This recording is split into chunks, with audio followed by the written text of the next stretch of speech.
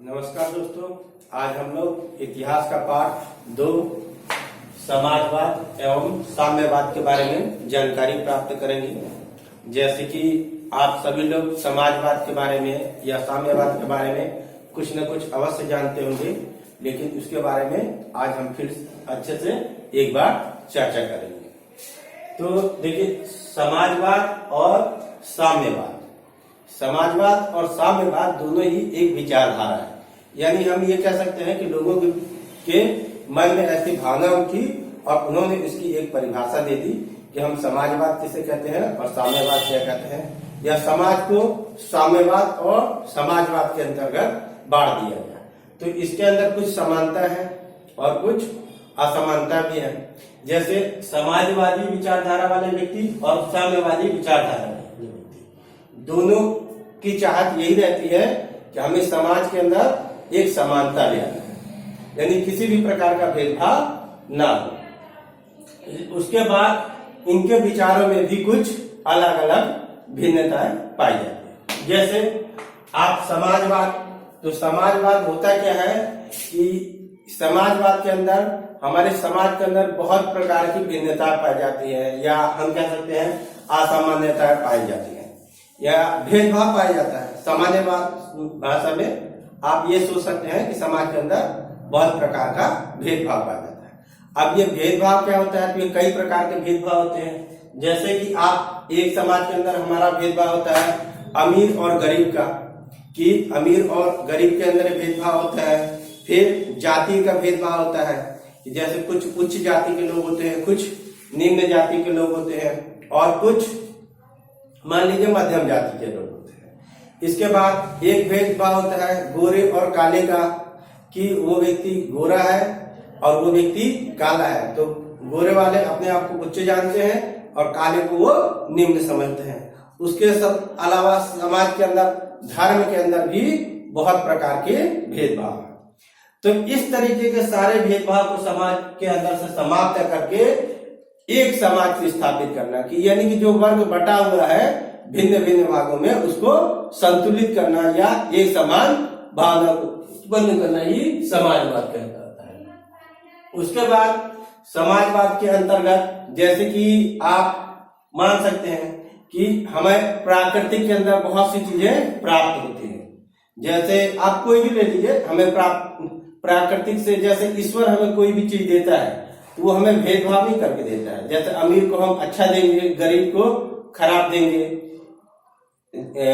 दूसरे धर्म वालों को, हिंदू को अलग देंगे, मुस्लिम को अलग देंगे, या ईसाई को अलग देंगे, सिख को अलग देंगे। ऐसा किसी भी प्रकार का भेदभाव नहीं करता है। जैसे सूर्य का प्रकाश ईश्वर देता है तो एकदम सामान्य देता है, जल भी सामान्य देता है, भूमि भी सामान्य देता है। तो ये हमारे समाज के लोग इनका बंटवारा करते हैं। ईश्वर हर किसी को बिल्कुल ही समान देता है।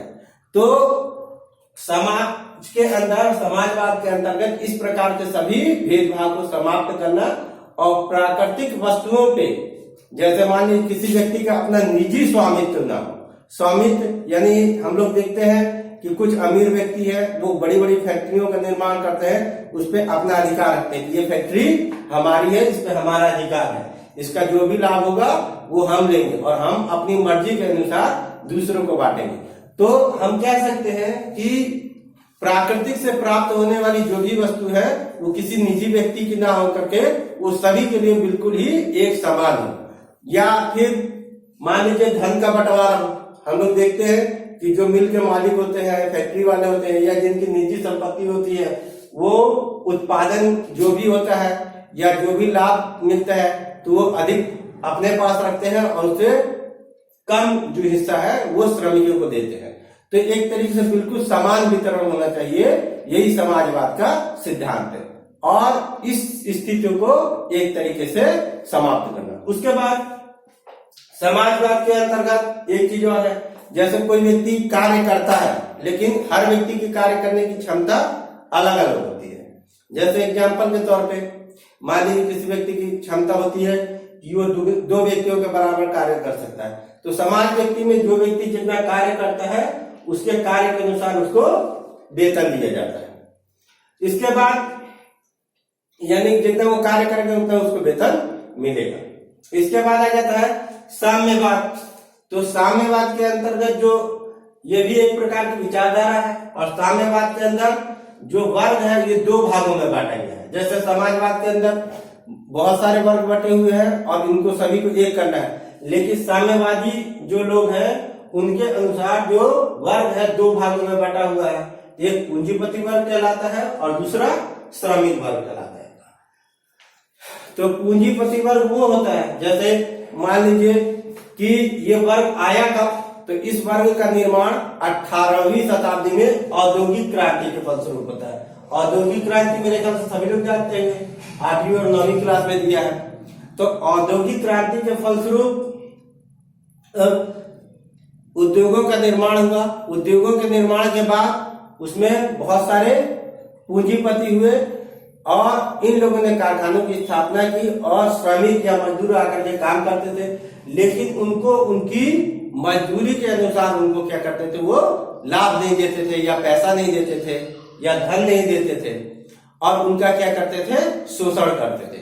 तो कुछ वर्ग क्या होता गया, एकदम अमीर पे अमीर होता गया और कुछ वर्ग जो हो गया वो एकदम गरीब से गरीब होता गया।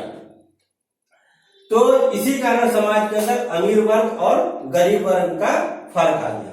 उसके बाद इसके अंतर्गत साम्यवादी व्यवस्था में एक चीज और है, यदि कोई व्यक्ति काम कितना भी करे, वो 2 व्यक्तियों का काम करे या 3 व्यक्तियों का करे या किसी भी प्रकार का कितना भी काम करे, तो साम्यवादी व्यवस्था के अंतर्गत उसको सिर्फ उतना ही लाभ दिया जाता है कि जिससे कि उसके जीवन का निर्वाह हो सके, यानी कि उसको उसकी मेहनत के अनुसार उसको धन नहीं दिया जाता है।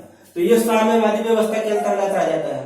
उसके बाद आ जाता है कि जैसे पूंजीपति वर्ग और श्रमिक वर्ग, इन दोनों वर्गों के अंदर हमेशा क्या होता है, संघर्ष। संघर्ष तो हर स्थान पे होता है, जैसे किसी भी प्रकार का भेदभाव होता है तो उसमें होता है, लेकिन साम्यवादी व्यवस्था के अंतर्गत पूंजीपति और श्रमिक वर्ग के बीच हमेशा संघर्ष होते आए हैं। जैसे हम लोग कई जगहों पे देखते हैं कि मिल के मजदूर वेतन को लेकर के हड़ताल पे चले जाते हैं, या कई फिल्मों में भी हम लोग देखते हैं कि अमीर और गरीबों के बीच में लड़ाई होती है, किसको, वेतन के लेकर के, अपनी मांगों को लेकर के। तो ये संघर्ष हमेशा चलता रहता है और इस संघर्ष के दौरान हर समय श्रमिक वर्ग जीतता है। यानी कि हम ये कह सकते हैं कि जब वो आंदोलन करते हैं तो पूंजीपति वर्गों को उनकी मांगों को मानना पड़ता है। उसके बाद ये लड़ाई तब तक चलती रहेगी, जैसे साम्यवादी लोग हैं उनका कहना ये है कि ये लड़ाई तब तक चलती रहेगी जब तक कि इन दोनों में से एक वर्ग समाप्त नहीं होता है। और इस जो पूंजीपति और श्रमिक वर्ग की लड़ाई है और इस वर्ग में जीत की हमेशा संभावना होती है, तो वो श्रमिक वर्ग की होती है। वो श्रमिक वर्ग की जीत की संभावना इसलिए होती है क्योंकि श्रमिक वर्ग जो होता है उसकी संख्या हमेशा क्या होती है, अधिक होती है। और मान के चलिए जो पूंजीपति वर्ग है इनकी संख्या क्या होती है, कम होती है। तो इसलिए हमेशा इस वर्ग के बीच में लड़ाई होती रहती है और हमेशा गरीब वर्ग जीतता है और श्रमिक